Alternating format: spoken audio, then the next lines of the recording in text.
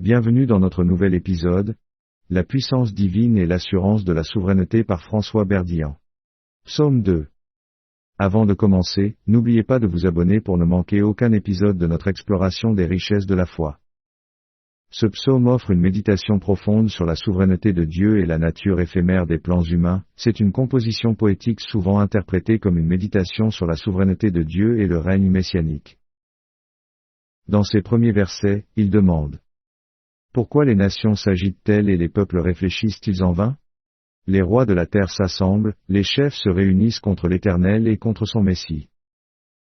Ces lignes présentent un tableau de tumulte et de rébellion contre Dieu et son oint, mais ils mettent également en avant la confiance en Dieu en tant que souverain suprême. Dans une interprétation plus large, on pourrait voir cela comme un rappel que malgré les agitations et les intrigues des nations et de leurs dirigeants, Dieu reste au contrôle et que son dessein s'accomplira à la fin.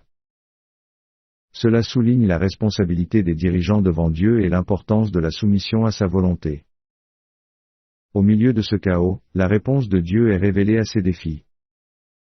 Il proclame: j'ai oint mon roi à Sion, ma montagne sainte. J'annoncerai la loi du Seigneur. Cette déclaration annonce un règne messianique à venir, où le Messie gouvernera les nations avec une autorité absolue. Puis relatant les paroles du Seigneur: je t'ai engendré aujourd'hui. Demande-moi, et je te donnerai les nations en héritage, les extrémités de la terre en héritage. Ces mots révèlent la promesse de Dieu au Messie, lui accordant une autorité universelle sur toutes les nations. Pourtant, les dirigeants terrestres sont avertis de se soumettre au Messie, de peur d'encourir sa colère. Tu les gouverneras avec une verge de fer, tu les écraseras comme un vase de fer. Cette image saisissante souligne la puissance et l'autorité absolue du Messie. Cela nous offre une réflexion profonde sur la nature de Dieu en tant que souverain suprême et sur la responsabilité des humains de se soumettre à son autorité.